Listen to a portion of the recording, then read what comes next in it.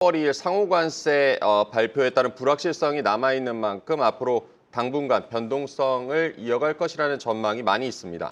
네, 트럼프의 불확실성 그리고 탄핵 심판이라는 국내 정치적 리스크 그리고 공매도 재개까지 아직까지 체크해야 될 게 많은 3월장인 것 같습니다. 시장에 대한 다양한 변수들 점검해 보도록 하죠.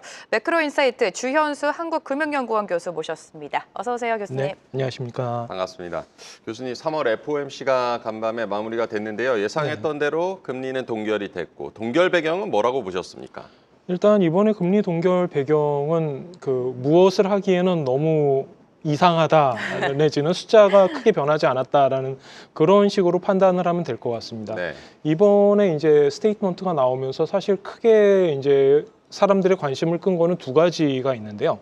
첫 번째는 uncertainty라는 이슈. 네. 즉 시장에서의 언서턴티가 증가했다라고 아예 대놓고 처음에 못을 박아버려서 실제적으로 연준이나 FOMC가 테립 관세와 그 인플레이션에 대한 이슈를 진지하게 바라보고 있다라는 점에 대해서는 언급을 확실하게 했고요. 네. 그다음에 두 번째로는 예상 밖으로 QT와 관련된 부분에서 조정을 해가지고 국채 상환 규모를 이제 기존의 월 250억 달러 규모에서 50억 달러로 낮췄다라는 부분이 시장에 영향을 많이 줬습니다. 특히나 후자 같은 경우에는 생각을 해보면은 지금까지 계속해서 금리 인하와 관련된 이슈에도 불구하고 양적 긴축을 계속 진행함으로써 유동성을 축소시켜주는 그런 작업을 진행을 해왔기 때문에 이 부분에 대한 시장에서의 불안감이 존재를 했었는데 이것을 해소시켜 줌으로써 좀 시장에 많은 도움이 되는 그런 움직임을 보였다라고 생각을 합니다. 네, 이번 FOMC 앞두고 또 점도표에 관심을 갖는 분들이 많았는데 작년 12월 점도표에서 이제 올해 4차례에서 2차례로 금리 인하 전망을 축소한 바 있고요. 점도표도 그대로 유지가 됐습니다. 점도표가 유지가 됐죠. 근데 이제 조금 세부적으로 보면은 네. 조금 봐야 될 점이 있는데 일단 2025년 자료만 생각을 해보면 점도표 잠깐 좀 보실 수 있으면은 지금 같이 보도록 하죠. 지금 여기 두 번째 부분에 나와 있는 부분이 2025년에 기준금리가 어떻게 전망되느냐라는 부분인데요. 네. 가운데 부분, 즉 다시 말해서 우리가 중간값이라고 하는 부분은 변화가 없다라는 것을 보실 수 있어요. 그래서 약 1년 동안에 약 2번의 금리 인하를 단행할 것이다 라고 예상을 하고 있는 게 중간값으로 나오는데 문제는 그 위쪽을 보시면은 금리 인하를 하지 않을 것이다 내지는 한 번만 할 것이다 라고 전망을 했던 위원들이 지난 12월에는 4명에 그쳤는데 이번에는 8명으로 2배가 늘어난 것을 보실 수가 있죠. 따라서 중간값에는 변화가 없었다라고 하더라도 FOMC 위원들이 생각하고 있는 지금 금리에 대한 스탠스는 이전보다 조금 더 강화되는 쪽으로 바라보고 있다라고 예상이 되고 있습니다. 그리고 2026년 자료를 보셔도 이제 조금씩 범위가 넓어지는 거를 보실 수가 있죠. 네. 그렇기 때문에 시장에 대한 전망이 조금 더 불확실해지는 모습을 보이고 있다라고 이해를 해주시면 될 것 같습니다. 네, 점도표도 중요했지만 파월 의장의 발언에 시장은 또 주목을 했습니다. 관세로 인한 경제 불확실성, 관세 인플레는 높기는 하지만 일시적일 것이다. 올해 금리 인하를 2번 정도 유지할 것이다. 다소 비둘기파적인 발언이 나오면서 미국 증시가 간밤에 좀 안도를 한 것 같은데 올해 금리 인하 몇 번으로 보십니까, 교수님은? 일단 지금 닷플랫에 나와 있는 대로 2번 정도를 예상할 수 있겠는데요. 저는 그것도 가능할까라는 생각을 조금 하고 있긴 합니다. 한 번 정도를 바라보는 것도 그렇게 크게 무리한 이야기는 아닐 것 같고요. 왜 이런 문제가 발생을 하는지 생각을 해보면은 이번에 이제 SEP가 나오지 않았습니까? 네. 경제 전망을 이제 새롭게 분기마다 발표를 하니까 이 자료가 나오는데 여기에서 경제 성장률 25년 경제 성장률을 2.1%에서 1.7%로 하향 조정을 했고요. 네. 그다음에 인플레이션 지표 같은 경우에는 2.5에서 2.7로 상향 조정을 했고 코어 같은 경우에도 2.5에서 2.8로 상향 조정을 한 것을 보실 수가 있습니다. 그리고 실업률 자체는 4.3에서 4.4로 간 거기 때문에 큰 영향을 준다라고 보기는 어려운 부분이죠. 그렇다라고 한다면은 실물 경기는 어느 정도 둔화될 것으로 예상을 하고 있고 인플레이션은 상향 압력을 받고 있다라고 우리가 해석을 할 수 있는 부분이고 여기에다가 몇 가지 더 붙여본다라고 한다면 인플레이션은 2.7인데 코어 인플레이션이 2.8이다라는 것은 결국 뭘 의미하는 걸까요? 우리가 그 일반 인플레이션과 코어 인플레이션의 차이를 생각을 해보면은 이 두 개의 차이는 농산물, 농식품류하고 그 다음에 유가가 되는데 이렇게 볼레틸러티가 큰 아이들이 빠진 쪽에 코어 인플레이션이 즉 인플레이션의 추세를 보여주고 있는 아이가 더 높은 숫자로 가고 있다라는 거를 네. 시사한다라는 거죠. 그렇게 된다라고 한다면은 전체적으로 일반 소비자들이 느끼는 인플레이션은 더 높은 쪽으로 가고 있는 그런 압력을 받고 있다고 생각을 해도 무방할 것 같습니다. 네, 연준이 지금 미국 경제를 어떻게 바라보고 있는가를 좀 엿볼 수가 있었는데 앞으로 이제 물가나 경제에 대한 전망이 중요할 테고 지금 뭐 수입 물가 같은 경우는 최근에 관세 영향이 본격화되기 전에도 좀 상승세를 보이면서 좀 우려를 키우고 있는데 스태그플레이션 우려에 대해서는 어떻게 보십니까? 스태그플레이션을 어떻게 정의하느냐의 네. 문제겠죠. 일단 스태그플레이션이라고 했을 때 제일 먼저 생각하는 거는 경기 침체지 않습니까? 그리고 경기 침체에는 일반적으로 마이너스 경제 성장이 2분기 연속으로 진행되든지 아니면 그보다 조금 더 세밀한 부분들이 있을 수는 있겠습니다만 네. 그래서 우리가 스태그플레이션이라고 이야기를 했을 때 그러면은 마이너스 경제 성장을 가는 거 아닐까라고 이제 걱정을 하게 되는 것이죠. 예를 들어 가지고 지금 GDP Now 같은 그 애틀랜타 연준이 발표하는 자료를 보시면은 1분기에 마이너스 1.8%의 경제 성장률을 제시를 하고 있기 때문에 네. 실제적으로 경기 침체에 대한 우려를 많이 하고 있습니다. 하지만 자료를 보시면은 네. 예를 들어서 지금 보여드리는 자료는 그 파이낸셜 타임스에서 그 서베이를 한 자료인데요. 여기에서도 거의 비슷한 모습을 보여주고 있습니다. 실제적으로 GDP가 1.6% 정도의 미디안 값을 가지고 있다는 것을 보실 수가 있죠. 네. 그리고 앞에서 우리가 봤던 바와 같이 FOMC에서도 SAP에서 1.7을 찍어놨기 때문에 거의 비슷한 수준이라고 생각할 수가 있을 거예요. 네. 그러면은 2024년의 경제 성장률보다는 낮은 수준이지만 이거를 가지고 스태그플레이션이라고 걱정을 하기에는 조금 지나친 거 아니냐라는 부분에 대해서는 좀 언급을 해야 되겠죠. 다만 인플레이션 측면에서 봤을 때 아까 2.7 지금 보시는 자료에서 2.8과 같이 지금 많은 경제학자들이 이 부분이 상승 압력이 있다라는 부분에 대해서는 누구나 다 동의를 하고 있고 네. FOMC 스테이트먼트에서도 언서튼티에 관한 이야기, 그다음에 파월 의장의 인터뷰에서도 결국 그 관세가 네. 인플레이션 압력을 부과한다라는 거는 틀림없는 사실이다라는 거를 인정을 했기 때문에 네. 우리가 걱정하는 거는 인플레이션 압력이 더 더해질 개연성에 대해서 조금 더 고민을 하는 것으로 스태그플레이션을 이해해 주셨으면 하는 바람입니다. 자, 이런 가운데 또 연준이 양적 긴축이죠. 그러니까 보유하고 있는 국채를 줄이는 양적 긴축을 언제쯤 종료할 것인가 이것도 관심이었는데 종료에 대한 언급이 나왔나요? 줄인다고는 한 것 같은데 네. 종료에 대한 언급이 나왔습니까? 이번에 사실 네. 이런 이야기가 나온 것 자체도 약간 예상 밖의 조치였기 때문에 네. 실제적으로 시장이 많이 좋아했죠. 이 부분 때문에 거의 이 발표 나오자마자 400포인트 정도 올라간 걸로 제가 봤었는데 실제적으로 250억 불, 월 250억 불의 상환 압력을 줄이고 그걸 50억 불까지로 이제 실링을 낮춰줬기 때문에 실제적으로는 크게 유동성 측면에서 도움이 되기는 할 겁니다. 다만 이제 우리가 생각을 해봐야 될 거는 이런 거죠. 왜 도대체 이런 조치가 나왔을까라는 부분입니다. 그래서 인터뷰 과정에서 파월 의장이 언급한 부분이 TGA와 관련돼서 우리가 이 부분을 진행을 했다라고 이야기를 했는데요.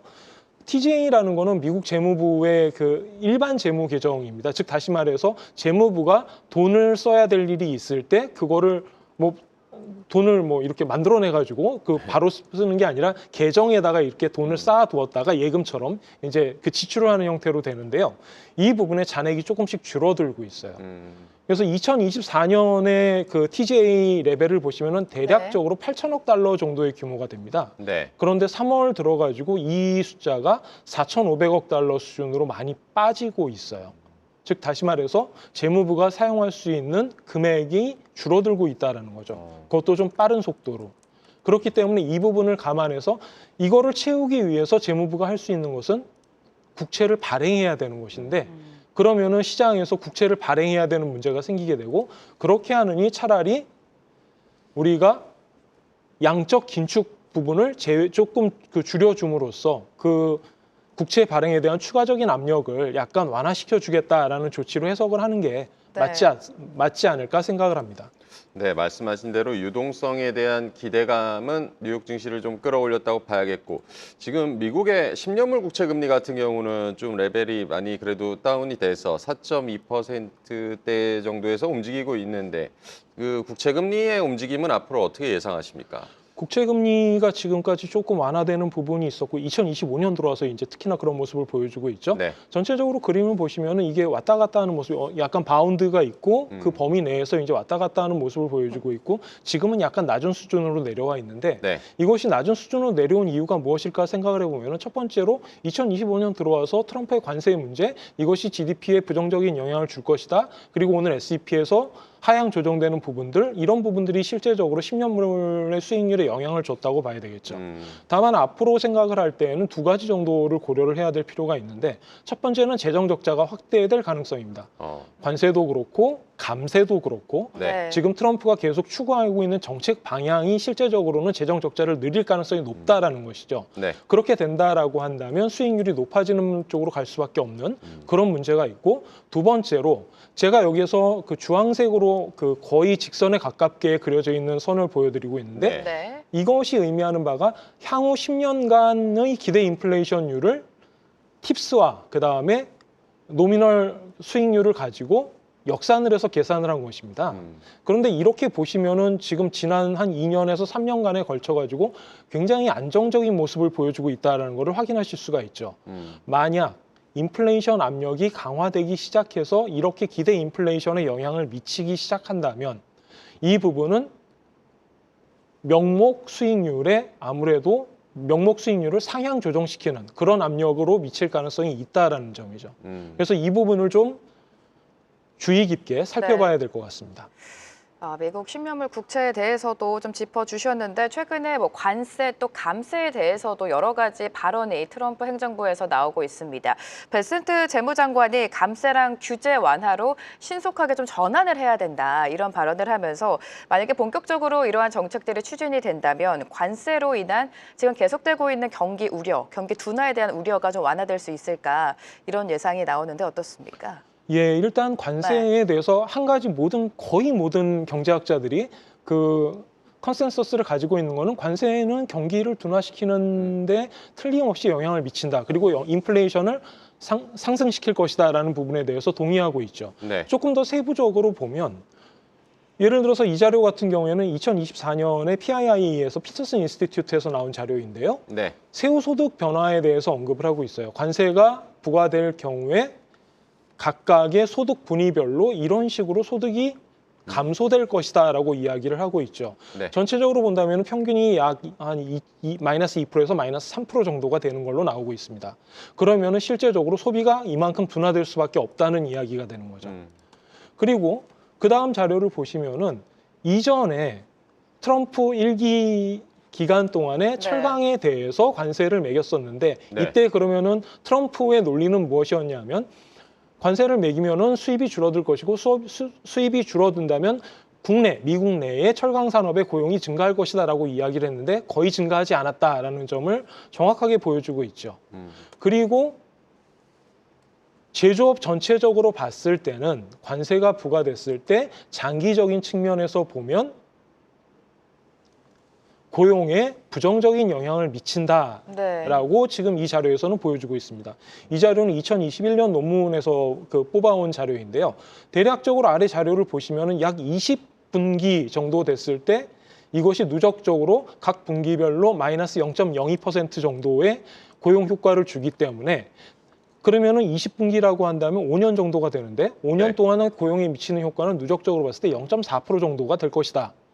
라고 이야기를 하고 있는 것이죠. 또한 OECD에서도 이 관세가 어떤 식으로 영향을 미치는가를 국가별로 언급을 하고 있는데요. 네. 글로벌 GDP 측면에서 봤을 때 확실하게 둔화된다라고 이야기를 하고 있죠. OECD 전체로 본다면 평균적으로 GDP가 마이너스 0.5% 정도 감소될 것이다라고 이야기를 하고 있고요. 그 다음에 어느 국가들이 더 많이 영향을 받고 있는지 보면은 멕시코, 미국, 캐나다 이런 식으로 나오고 있습니다. 그리고 인플레이션은 확실히 높인다는 것을 보여주고 있죠. 여기에도 더 많이 영향을 받는 국가가 멕시코, 미국, 캐나다. 즉 지금 가장 치열하게 싸우고 있는 국가들이 더 심한 영향을 받을 것이다라고 OECD에서는 전망을 하고 있는 것이죠. 네, 관세 전쟁에 노출돼 있는 국가들의 경기 우려가 좀 된다라고 정리를 하면 되겠고, 이렇게 불안하다 보니까 이제 안전자산에 좀 관심을 사람들이 갖게 되고, 금값 같은 경우는 사상 최고치를 경신하고 있는데요. 올해 이제 더 오를 것이라는 전망들도 있는데 교수님께서는 어떻게 보십니까? 일단 그런 이야기는 전망을 하기에는 제가 아는 바가 네. 많이 없고요. 다만 이제 한 가지 이야기를 할 수 있는 거는 이런 부분입니다. 지금 금하고 비트코인의 가격을 같이 그래프를 그려봤는데요. 네, 여기에서 한 가지 특징이 있는 것은 뭐냐면 2023년부터 2025년이 되기 전까지 2년의 기간 동안 두 개의 자산이 같이 가격이 올라가는 현상을 보이고 있다는 거죠. 네, 그런데 이거는 조금 이상한 이야기입니다. 왜냐하면 우리가 보통 금은 안전자산이라고 얘기를 하고 비트코인과 같은 가상화폐는 가장 위험한 자산 중에 하나로 이야기를 하고 있지 네. 않습니까? 네. 그러니까 위험에 대한 선호도가 완전히 다른데 두 개가 같이 올라갔다라는 이야기가 되는 거죠. 그럼 이 기간 동안에 있었던 일은 유동성이라는 거죠. 두 개가 같이 올라가는 거에 대한 공통적인 요인으로 이야기를 한다면 유동성이 이것을 받쳐줬다라고 밖에는 설명할 수가 없는 부분이 됩니다. 그런데 2025년에 들어서게 되면 이것이 반대되는 모습을 드디어 보이기 시작하죠. 네. 그래서 비트코인 같은 경우에는 10만 불을 찍은 다음에 8만 불 수준까지 떨어지게 되고 네, 금 같은 경우에는 계속해서 상승하면서 3천 불을 초과하는 그런 모습을 보여주게 됩니다. 여기에서부터는 이제 리스크 팩터가 실제적으로 시장에 영향을 미치고 있다라고 볼 수가 있는 거죠. 그렇다라고 한다면은 지금 2025년에 시장은 리스크를 어느 정도까지 감당할 것이냐에 대해서 부정적으로 가는 그런 모습을 보여준다라고 이해를 해주시면 될 것 같습니다. 네, 금값이랑 비트코인 시세가 한때 같이 갔을 때 좀 의아했던 기억이 난 것 같습니다. 그만큼 유동성이 많이 공급이 됐었는데 최근은 또 분위기가 엇갈리고 있죠. 가상자산인 비트코인이 미증시와 마찬가지로 줄곧 좀 하락세를 보였고 앞서서 살펴주신 것처럼 그럼 현 시점에서는 위험 자산보다는 우리가 소위 말하는 안전자산 쪽으로 좀 기울여야 되는 겁니까? 그런 쪽으로의 비중 네. 확대를 지금 시장이 보여주고 있다라고 네. 생각하시면 되겠습니다. 어쨌든 안전자산에 대한 관심이 더 높아질 것이다. 최근 이제 독일, 유럽 얘기를 좀 해보겠는데 독일이 1,000억 유로 규모의 경기 부양책을 추진할 수 있는 부채 제한 완화 개정안 가결을 했습니다. 오랫동안 이제 독일 같은 경우는 인플레이션에 대한 트라우마도 있었고 이 긴축 재정을 좀 고집해 왔는데 이렇게 방향 전환을 한 이유는 뭐라고 보셨습니까? 실제적으로는 트럼프의 그 방위비 분담 요구에 대한 대응이라고 봐야 될 겁니다. 기본적으로 독일과 같은 경우에는 1960년대 이후부터 계속해서 재정 적자 규모를 극단적으로 제한하는 법률이 있습니다. 네. 그래서 이게 계속해서 유지가 되어 왔는데 이번에 들어서 방위비에 관해서는 이 부분을 제외하겠다라는 이야기가 되는 거죠. 그러면서 흥미로운 점이 사실 2024년에 유럽 경제가 전체적으로 좋지 않았고 그 대표 주자로 독일을 이야기를 하고 있었는데요. 네. 그러면서 독일이 경제를 더 개선시키기 위해서 어떻게 스티뮬러스를 줄 것이냐라고 이야기를 할 때 재정 적자 문제가 있어서 이 부분을 해결할 수가 없었는데 방위비를 해석하는 과정에서 예를 들어서 방위와 관련된 R&D 부분이라든가 이런 부분을 사용할 수 있는 부분을 좀 재량적으로 늘리겠다라고 이야기를 하고요. 그에 따라서 방위비가 확대되면 5천억 유로만큼 확대된다라고 한다면 그중에 1,000억 유로 정도는 재정에 투여함으로써 그 경제 성장률을 높이는 방향으로 이끌어 나갈 것이다라고 이야기를 하고 있는 것이죠. 그러면은 독일과 미국 같은 경우에 방위비 차이가 어느 정도 나는지를 좀 생각해 볼 필요가 있는데요. 네. 미국 같은 경우에 2023년 기준으로 3.4% 정도의 방위비가 GDP에 차지를 하고 있는데 독일 같은 경우에는 1.5%에 불과합니다. 약 2%포인트만큼 차이가 나고 있다는 것이죠. 그래서 이런 부분만큼 트럼프 행정부가 요구하는 전체만큼 해주지는 않겠지만 독일 입장에서는 방위비가 더 들어가게 된다라고 한다면 확실히 재정을 부양하는, 경기를 부양하는 그런 효과는 있을 겁니다. 그리고 독일 이외에도 유로존 전체적으로 봤을 때 보통 재정 적자의 GDP 한도가 있었죠. 네. 그거를 향후 4년에서 5년 정도 풀어주는 것으로 방향이 지금 진행이 되고 있기 때문에 네. 독일이 방위비를 통한 경기 부양을 하는 것과 마찬가지로 유럽의 다른 국가들도 같은 방향으로 방향으로 나아갈 것으로 지금 기대되고 있습니다. 네, 세계 각국이 지금 방위비를 증가시키고 있습니다. 지금 독일을 포함해서 사실 중국 증시도 그렇고 홍콩 증시도 그렇고 미 증시를 제외한 여타 다른 국가들 증시가 좀 호조를 보이고 있습니다. 유동성이 자급이 그쪽으로 가고 있는 것 같은데 이러한 현상이 당분간 좀 이어질 것이라고 보십니까? 일단 지금 네. 같은 경우에는 전체적으로 그 포트폴리오에서 비중을 변화시키고 있는 리밸런싱을 하고 있는 측면이 강하기 때문에 이런 부분이 진행될 개연성이 높다라고 봐야 될 겁니다. 지금 그림을 보시면은 제가 그 유로존 그다음에 S&P 500 그다음에 중국의 상하이 지수를 지표를 100으로 놓고 그려봤는데요. 네. 한 가지 큰 특징이 나타나는 것이 3월 이후 들면 S&P 500이 급격하게 둔화되고 그다음에 유로존은 꾸준히 2025년 들어서 미국보다 계속해서 아웃퍼폼하고 있었고 중국 같은 경우에도 3월 들어서는 더 개선되는 모습을 보여주고 있다는 거죠. 이러한 현상이 나타나면서 뱅크 오브 아메리카의 서베이에서 어떤 자료가 나왔냐 하면은 실제적으로 3월 들어가지고 펀드 매니저들이 미국에 대한 비중을 많이 축소하고 있다. 어느 정도까지 축소하고 있느냐? 대략 40% 정도까지 비중을 축소하고 있다라는 서베이 결과가 나왔습니다. 그렇기 때문에 우리가 이런 현상이 거기에서 나타난다라고 볼 수가 있는 것이죠. 그러면 그 돈들이 어디로 흘러갔느냐라고 봤을 때 유로존이나 아까도 말씀드렸다시피 독일 같은 경우에는 지금 경기 부양을 하려고 노력하고 있고 EU도 마찬가지 움직임을 보여주고 있기 때문에 2025년에는 미국보다는 유로존의 경기가 상대적으로 더 나은 모습을 보일 수 있을 것이라고 기대하는 그런 흐름이 진행되고 있다고 네. 보여집니다. 네, 저렇게 글로벌 자산 시장이 지금 움직이고 있는데 한국 증시에는 좀처럼 이제 외국인들의 유입이 뚜렷하게 나타나지는 않는데 그 원인은 뭐라고 보십니까? 일단 그 외국인들이 순매수를 안 한 지 꽤 됐죠. 네. 제가 그 수치를 확인을 해보니까 대략적으로 지금 7개월 정도 계속해서 순매도를 기록을 하고 있습니다. 그리고 이 순매도 규모는 7개월 동안 다 합쳤을 때 약 27조 정도 되는 것으로 추산이 되고 있어요. 네. 작은 규모는 아니죠. 물론 그렇다고 해서 큰 규모라고까지 얘기를 하고 싶지는 않습니다만 과거의 사례를 봤을 때 이렇게 7개월 연속까지 주식 순매도가 진행됐던 사례는 찾아보기 어렵다라는 게 문제이고요. 그러면 왜 이런 현상이 발생했을까? 역으로 이제 추산을 해보자면 첫 번째, 2024년 상반기가 지나면서 하반기 들어서면서 반도체 사이클이 빠른 속도로 둔화되는 모습을 보여줬습니다. 그렇기 네. 때문에 한국에 대한 어떤 선호가 낮아졌다라는 점을 생각해 볼 수 있을 것이고요. 그 다음에 12월 들어서 정치적인 불안정성 문제가 발생이 되면서 좀 이거는 뭐라고 할까요? 투자를 계속해서 유지하기 좀 쉽지 않은 환경으로 진행됐다라고 볼 수가 있겠죠. 그러한 점들을 감안을 했을 때 외국인들이 그 포지션을 정리하는 그런 모습을 네. 보여줬다라고 볼 수가 있을 것 같고요. 그 다음에 한국 같은 그 OECD 경제 전망을 봐도 마찬가지입니다. 25년에도 지금 기존의 2.1%에서 2025년 전망을 1.5%로 수정을 했는데 네. 그 0.6%포인트만큼을 낮췄다라는 얘기니까 굉장히 많이 낮췄다라고 봐야 되겠죠.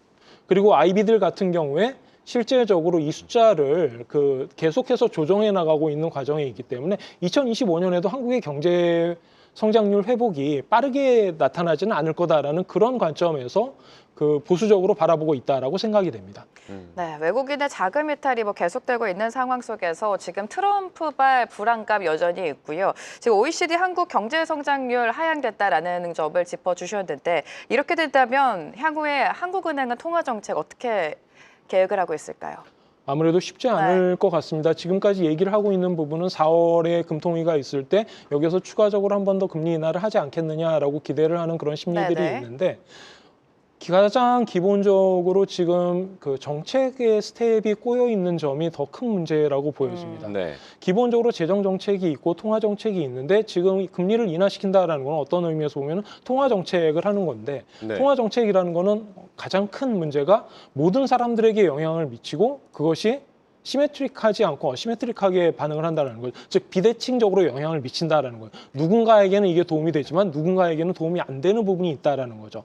가장 대표적으로 금리를 낮추려고 이야기를 하고 있을 때 공개적으로 이야기하지 않는 부분은 부동산 PF 문제를 어떤 식으로 해결할 것인가라는 부분이고 이 부분이 아직까지 해결되지 않고 건설사들 부도 이슈라든가 이런 것들이 계속해서 나타나고 있기 때문에 금리를 낮춰가지고 기대를 하는 건 결국 그 부분이란 말이에요. 네. 하지만 반대쪽에서는 이것에 의해서 영향을 받을 수 있는 사람들도 있는 것이죠. 두 번째, 정치적인 이슈가 있기 때문에 지금 현재 정부의 입장은 2분기가 지나면 괜찮아질 것이다라고 이야기를 하고 있어요. 즉 단기간에 부정적인 영향이 쌓여 있다라는 것이죠. 만약에 그렇다라고 한다면 재정을 더 빨리 집행한다라든가 보통 프론트 로딩을 한다라고 하죠. 아니면은 추경을 편성해가지고 네. 재정적으로 더 빨리 서브시디 형태로 돈을 내보내가지고 빨리 돌릴 수 있게 하는 게 경제를 회복시키는 데는 더 큰 도움이 될 수 있는데 왜 그거를 하지 않느냐라는 측면에서는 지금 정치적인 갈등이 너무 심하기 때문에 과연 이게 2분기에서 그칠 것인가라는 부분에 대해서도 좀 생각을 해봐야 될 것 같습니다. 네, 지금 뭐 대내 리스크 같은 경우도 있고 정책 스텝이 어쨌든 꼬여 있다. 한국은행의 결정도 쉽지 않을 것이다라는 점을 짚어주셨습니다. 오늘 주현수 한국금융연수원 교수와 함께했습니다. 고맙습니다. 고맙습니다. 감사합니다. 계속해서 다양한 경제 이슈를 알고 싶다면 구독과 좋아요, 알림 설정 부탁드립니다.